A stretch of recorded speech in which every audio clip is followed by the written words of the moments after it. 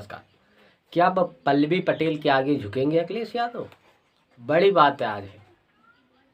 क्या अब पल्लवी पटेल की बातों को मानने से जो अखिलेश यादव ने साफ साफ इनकार कर दिया एक तरफ से, और उन्होंने दावा कर दिया कि 22 में गठबंधन था, 24 में नहीं है।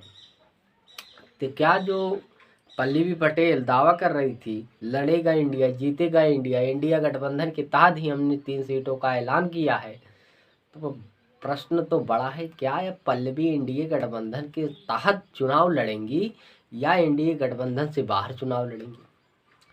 लिस्ट तो उन्होंने जारी कर दी, प्रेस वार्ता के अनुसार बता भी दिया कि अपना दल कमेरावादी इन 3 सीटों पर लड़ेगा।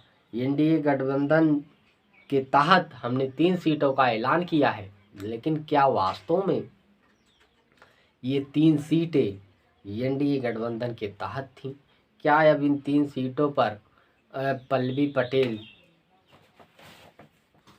गठबंधन में रहते हुए 3 सीटों पर चुनाव लड़ सकेंगी? हालांकि इन तमाम बातों को बातचीत करेंगे, लेकिन सबसे ज़्यादा अहम इसमें चर्चा का केंद्र बिंदु बनी है मिर्ज़ापुर की सीट। हालांकि पल्लवी पटेल ने जो दावा किया था कि इन 3 सीटों पर, पहले उन 3 सीटों को आपको बता देते हैं किन किन 3 सीटों पर पल्लवी पटेल ने चुनाव लड़ने का दावा किया था, और उनसे एक कदम आगे बढ़कर अखिलेश यादव ने क्या कुछ फैसला ले लिया।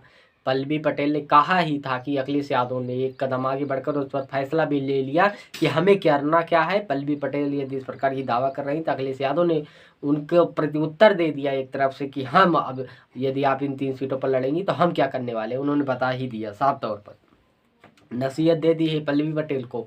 क्या लेकिन बात यही नहीं खत्म होती है। यदि पल्लवी पटेल इंडिया गठबंधन से अलग होकर चुनाव लड़ती हैं तो क्या पल्लवि पटेल को कितना फ़ायदा होने वाला है और सपा को कितना नुकसान, या सपा को कितना फ़ायदा, पल्लवी को कितना नुकसान, इन तमाम बातों को आज ही जानने का प्रयास कर देंगे इसी एपिसोड के माध्यम से। पहले आपको बता देते हैं, पल्लवी पटेल ने इन 3 सीटों पर दावा किया था। बता दें, फूलपुर, मिर्ज़ापुर और कौशाम्बी लोकसभा की 3 सीटों पर पल्लवी पटेल ने अपना दावा किया था। अखिलेश यादव ने एक कदम आगे बढ़ करके मिर्ज़ापुर वाली सीट पर अपना प्रत्याशी का नाम भी घोषित कर दिया। पल्लवी पटेल ने कहा ही था कि हम इन 3 सीटों पर लड़ेंगे। अखिलेश यादव ने उससे एक कदम आगे बढ़कर उन्होंने नाम भी दे दिया कि मिर्ज़ापुर से हम ये प्रत्याशी अपना लड़ाएंगे। तो कहीं न कहीं ये बात साफ है कि अब पल्लवी और अखिलेश के रिश्ते में कड़वाहट आ गई है। हालांकि प्रेस वार्ता में अखिलेश यादव ने साफ किया कि 22 में हमारा गठबंधन था, 24 में नहीं है। और बता दें, अब मिर्ज़ापुर अहम लोकसभा सीट क्यों हो जाती है। मिर्ज़ापुर एक ऐसी सीट जहाँ से पल्लवी पटेल की बहन है अनुप्रिया पटेल, 19 का इलेक्शन उन्होंने जीता था, और इस बार फिर से मिर्ज़ापुर लोकसभा सीट से ही उन्हें दावेदारी प्रस्तुत कर रही हैं। अनुप्रिया पटेल एनडीए घटक के सहयोगी साथी हैं, और इन्होंने एनडीए गठबंधन ने इन्हें 2 सीट दिया है चुनाव लड़ने के लिए, जिस पर एक सीट पर वे स्वयं मिर्ज़ापुर वाली सीट से चुनाव लड़ेंगे। पल्लवी पटेल भी उनकी बड़ी बहन हैं, वे भी कह रही थी कि मिर्ज़ापुर से मैं अपनी कैंडिडेट को खड़ा करूंगी, लेकिन अखिलेश यादव ने मिर्ज़ापुर से अपने कैंडिडेट को खड़ा भी कर दिया। नाम है उनका, जान लेते, आपको नाम बता देते हैं कि जिस प्रत्याशी को उन्होंने खड़ा किया है मिर्ज़ापुर से, उनका क्या नाम है। उनका नाम है श्री राजेश बिंद।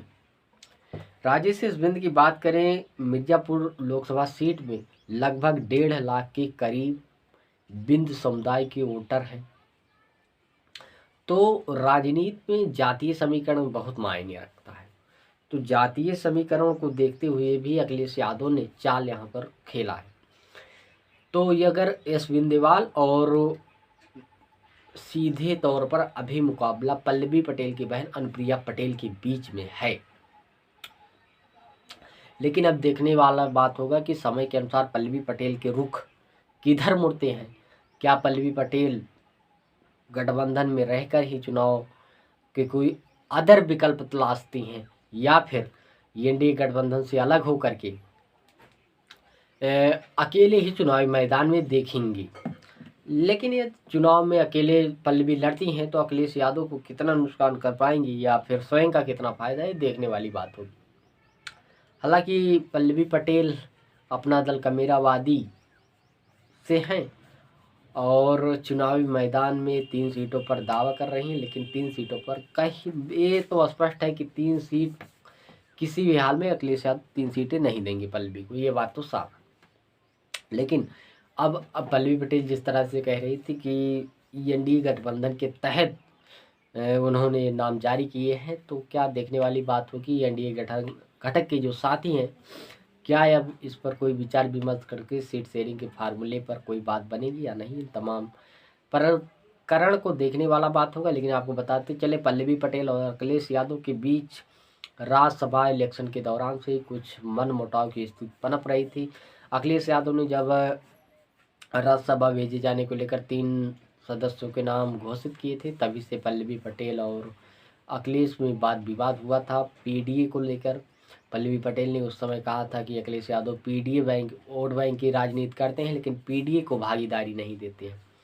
राज्यसभा भेजे जाने को लेकर उन्होंने साफ तौर पर कहा था कि मैं सवर्णों को वोट नहीं दूंगी। सवर्ण समाज से जो नेताओं को अखिलेश यादव ने भेजने का प्रयास किया है, मैं उनको वोट नहीं करूंगी। मैं पीडीए के तहत रह करके लालजी सुमन को वोट करूंगी। और उन्होंने हालांकि वोट भी किया, ऐसी कोई बात नहीं है, लेकिन कहीं न कहीं तभी से मनमुटाव की स्थिति पनप रही थी। और आते आते उन्होंने लोकसभा को देखते हुए 3 सीटों पर अपने कैंडिडेट के नाम का ऐलान भी किया। उसके प्रत्युत्तर में अखिलेश यादव ने उस पे से 1 सीट पर अपने कैंडिडेट के नाम घोषित भी कर दिए हैं। लेकिन अब चर्चा साफ है, मिर्ज़ापुर से अखिलेश यादव ने अपने प्रत्याशी के नाम का ऐलान भी कर दिया है, श्री राजेश एस बिंद। और दूसरी तरफ अनुप्रिया पटेल की बहन है पल्लवी पटेल। अब देखने वाली बात होगी, क्या ये भी मिर्ज़ापुर से कैंडिडेट घोषित करती हैं या फिर कोई अदर विकल्प तलाशती हैं। हालांकि अब एनडीए घटक यानी बीजेपी सपा ने प्रत्याशी के नाम घोषित कर दिए हैं। अब बसपा किसको चुनावी मैदान में उतारती है, देखने वाली बात होगी। और पल्लवी पटेल जैसा कि दावा कर रही थी, मिर्ज़ापुर और कौशाम्बी और फूलपुर सीट से ये किन्हें टिकट देती हैं, और यदि एनडीए गठबंधन से अलग होती हैं तो क्या और अधिक सीटों पर चुनाव लड़ने का प्रयास करती हैं, ये भी बात देखने वाली होगी। तब तक के लिए जय हिंद, जय भारत। मिलते हैं किसी नेक्स्ट एपिसोड में, तब तक के लिए धन्यवाद।